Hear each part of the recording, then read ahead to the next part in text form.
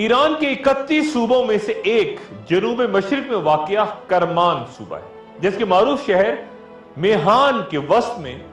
وہ عالی شان مقبرہ اس شخصیت کا موجود ہے جنہوں نے 1431 عیسوی میں 105 سال کی عمر میں انتقال فرمایا، اور جن کے ذکر اور تذکرے کے بغیر آخر الزماں پر گفتگو نہیں ہو سکتی،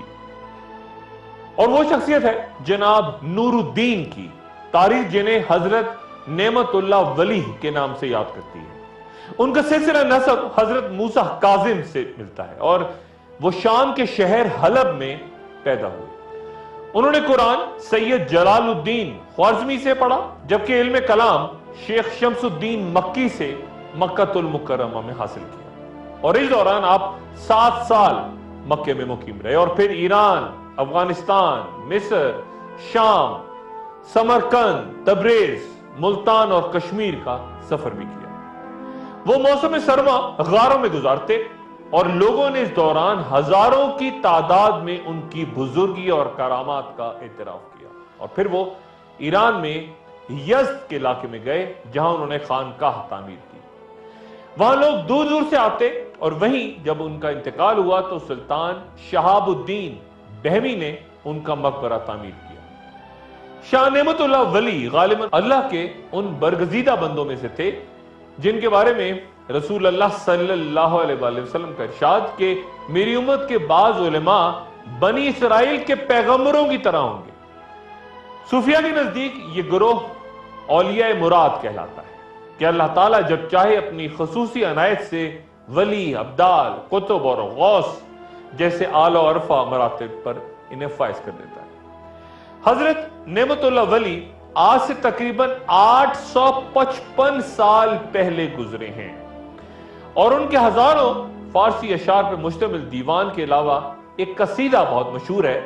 جس میں انہوں نے آنے والے دور کی پیشگوئیاں فارسی اشعار کی صورت کی ہیں، جو کہ حیران کن حد تک حرف بحرف کچھ اس طرح درست نظر آتی ہیں کہ انہوں نے 100 سے 700 سال بعد آنے والے بر صغیر کے بادشاہوں کے نام تک ترتیب کے ساتھ بیان کر دیے، جب وہ پیدا بھی نہیں ہوئے تھے وہ بادشاہ۔ مثلا مغل بادشاہ تیمور کا تذکرہ ان کے اشعار میں بادشاہ کی پیدائش سے 200 سال پہلے کا ہے۔ اسی طرح لودھی خاندان کے حکمرانوں سکندر لودھی اور ابراہیم لودھی کا ذکر ان کے ہاں ملتا ہے، اور پھر مغلیہ خاندان کے بابر، ہمایوں، شیر شاہ سوری جو درمیان میں آئے، اکبر، جہانگیر، شاہ جہاں، سب کے قصے ناموں کے ساتھ بیان کرتے نعمت اللہ شاہ ولی پھر انگریزوں کی آمد کا احوال بھی بیان کرتے ہیں۔ صرف ہندوستان کے ہی نہیں بلکہ وہ حجابات کے تمام پردے اٹھاتے ہیں جو آخر الزماں تک پیش آنے والے کم و بیش تمام واقعات اور حوادث کو اپنے قصیدوں میں پھر وہ بیان کرتے نظر آتے ہیں۔ کئی قصیدوں میں وہ پیدا شد کی ردلیف استعمال کرتے ہیں، یعنی پیدا ہوگا یہ کہہ کے بات کرتے ہیں، اور بعض مقام پہ ردلیف میں بینم یعنی میں دیکھ رہا ہوں کی صورت استعمال ہوتی ہے۔ جو پیشگوئیاں حیران کن حد تک درست ثابت ہوئیں ان میں سے کچھ ذرا ملاحظہ فرمائیے۔ ظہیر الدین بابر کے اقتدار میں آنے سے 350 سال پہلے یعنی 1174 عیسوی میں نعمت اللہ ولی فرماتے ہیں کہ اس کے بعد ملک کابل کا بادشاہ بابر دہلی میں ہندوستان کا وارث ہوگا۔ ایک اور شعر یوں ہے کہ ہمایوں بادشاہ کو حادثہ پیش آئے گا، اور پھر شیر شاہ یعنی شیر شاہ سوری ایک شخص دنیا میں ظاہر ہوگا۔ تاریخ ہند اس پیشگوئی کو مکمل طور پہ درست ثابت کرتی ہے کہ شیر شاہ سوری سے شکست کھا کے ہمایوں نے نظام سکہ کے ذریعے دریائے گنگا پار کر کے اپنی جان بچائی، اور جب شیر شاہ سوری چل بسا تو ہمایوں نے شاہ ایران کی مدد سے 1555 عیسوی میں دوبارہ ہندوستان پہ قبضہ کیا، اور 1530 سے لے کے 1556 تک وہاں پہ حکومت کی۔ یہ دلچسپ بات ہے کہ نعمت اللہ شاہ ولی نے تمام مغل بادشاہوں کا نام لے کر ان کے بارے میں پیشگوئی کی۔ مثلا اس طرح کا ایک شعر ملاحظہ فرمائیے جہانگیر کے بارے میں، جس میں وہ کہتے ہیں کہ جب وہ دارالبقا کی طرف سفر کرے گا تو اس کا بیٹا شاہ جہاں پیدا ہوگا۔ قابل توجہ بات یہ ہے کہ نعمت اللہ ولی نے تمام مغل حکمرانوں کا نام لے کے ذکر کیا سوائے ایک کے، یعنی اورنگزیب کے۔ ہو سکتا ہے کہ یہ ذکر آج کہیں قصیدوں میں موجود نہ ہو، کہیں دستیاب نہ ہو، لکھا گیا ہو، یا پھر یہ بھی کہ اورنگزیب نے نہ صرف تخت نشینی کی صدیوں پرانی روایات سے انحراف کیا اور اپنے باپ شاہ جہاں کو گوالیار کے قلعے میں قید کروا دیا، بلکہ تخت کے اصل وارث یعنی اپنے بڑے بھائی دارا شکوہ کو شکست دینے کے بعد ہاتھی کے پیچھے باندھ کر گھسیٹتے ہوئے ہزاروں مرد و عورتوں کے سامنے بے رحمی سے قتل کروا دیا تھا۔ اورنگزیب کے بعد خاندان مغلیہ کا زوال ہے اور اس کا بھی ذکر کرتے ہیں حضرت، اور پھر دہلی کے اجڑنے سے 600 سال پہلے نعمت اللہ شاہ ولی دہلی کے نادر شاہ کے ہاتھ اجڑنے کا ذکر فرماتے ہیں۔ نادر شاہ نے 1739 میں ہندوستان پہ حملہ کر کے 2 ماہ تک دہلی کو اس طرح برباد کیا کہ ایک بار تو غصے میں آ کے اس کے سپاہیوں نے صرف 12 گھنٹے میں 1.5 لاکھ انسانوں کو دہلی میں قتل کر دیا۔ نعمت اللہ ولی بابر کے دور میں سکھوں کے بانی پیشوا یعنی گرو نانک کا ذکر بھی کرتے ہیں، یعنی اس کا نام نانک ہوگا، بہت سے لوگ اس کی طرف رجوع کریں گے اور اس فقیر کا بازار گرم اور بہت چرچا ہوگا۔ پھر وہ یہ بھی کہتے ہیں کہ جنگ جیم یعنی جرمنوں کی جنگ میں آسمان عیسائیوں کو مبتلا کر دے گا اور یہ ان کے لیے تباہی اور بربادی کا نشان ہوگا۔ پہلی جنگ عظیم جو کہ 1914 سے 1918 تک اور پھر 21 سال بعد دوبارہ جرمنوں اور عیسائیوں کے درمیان دوسری جنگ عظیم کی صورت ہوئی، ایک حیران کن نتیجہ نعمت اللہ شاہ ولی ان جنگوں کا یوں بیان کرتے ہیں، یعنی اگرچہ اہل برطانیہ جرمنوں پر فتح پا لیں گے لیکن پھر بے حد کمزور ہو جائیں گے، اور پھر وہ فرماتے ہیں کہ اگرچہ انگریز ہندوستان کو خود ہی چھوڑ جائیں گے مگر وہ لوگوں میں ایک جان لیوا جھگڑا چھوڑ کے جائیں گے۔ غور کیجئے، یہاں نعمت اللہ شاہ ولی مسئلہ کشمیر کا ذکر فرما رہے ہیں، اور پھر وہ کئی سال بعد سقوط ڈھاکہ کے پیش گوئی بھی کرتے ہیں، یعنی مسلمانوں پر اپنے ملک کی زمین تنگ ہو جائے گی اور تباہی و بربادی ان کی تقدیر میں ظاہر ہوگی۔ پھر نعمت اللہ شاہ ولی 1965 کی جنگ کا تذکرہ این دنوں کتنے ڈیز میں یہ لڑی گئی اس کی مدت کے ساتھ بیان کرتے ہیں اور فرماتے ہیں کہ 17 روز کی جنگ کے بعد اللہ کے فضل و کرم سے اسلام کی غازی خوریزی کر کے کامیاب ہوں گے۔ ماضی میں حیران کن حد تک درست ہوتی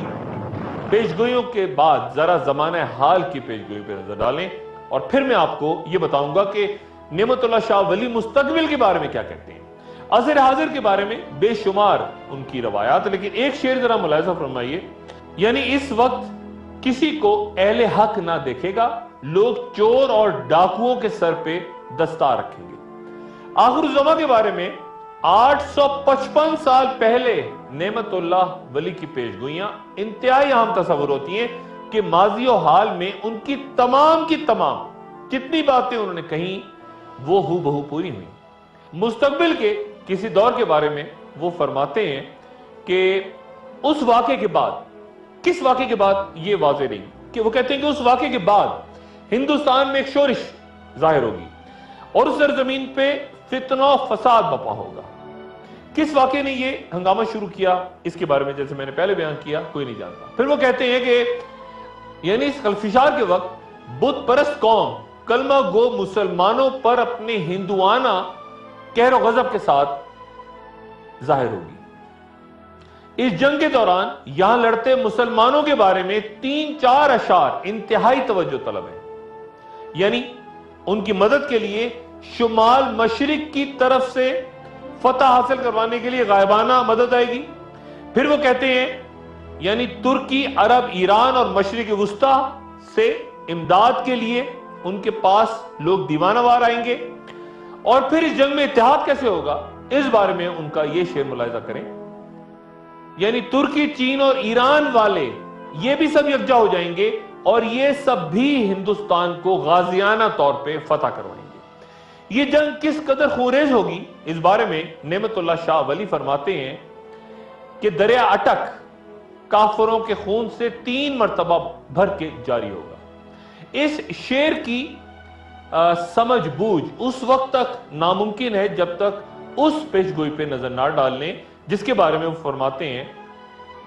यानी पंजाब, शहर लाहौर, मुल्क कश्मीर, नुसरत शुदा आजाद कश्मीर यानी दरिया गंगा और दरिया जमुना का इलाका और बंजोर शहर मुसलमान फतह कर लेंगे। बहुत से साहिब इल्म इन पेशगोइयों को उन अहादीस के साथ उनके तनाजुर में देखते हैं जहां पे जिक्र हुआ है गज़वाए हिंद का। तीसरी मुतवक्को जंग अज़ीम के बारे में नेमत शाह वली फरमाते हैं, यानी हिंद की तरह मगरिब की तकदीर भी खराब होगी और तीसरी जंग शुरू हो जाएगी। फिर उनका कहना है, यानी इस बड़ी जंग में शिकस्त खुर्दा जर्मनी या जापान रूस के साथ बराबरी करेगा या मिल जाएगा और इस जंग में जहन्नुमी किस्म के इंतहाई मोहलक आतिशी हथियार इस्तेमाल होंगे। नेमतुल्लाह शाह वली के मुताबिक यानी अचानक हज के दिनों में इमाम मेहदी जाहिर होंगे और ये तमाम दुनिया में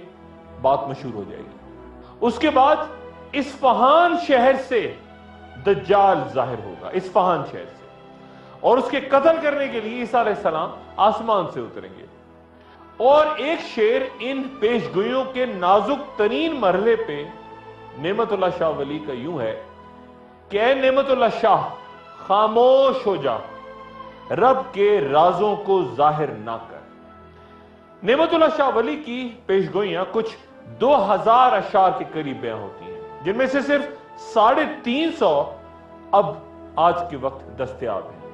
और 1000 साल पर मुहीत इतनी तवील और मुस्तनद पेशगोई करने का ये गैर मामूली मर्तबा किसी और रूहानी शख्सियत को अल्लाह ने गालिबन अता नहीं किया। यानी नेमतुल्लाह एक कोने में बैठा हुआ है और मैं सब कुछ देख रहा हूं।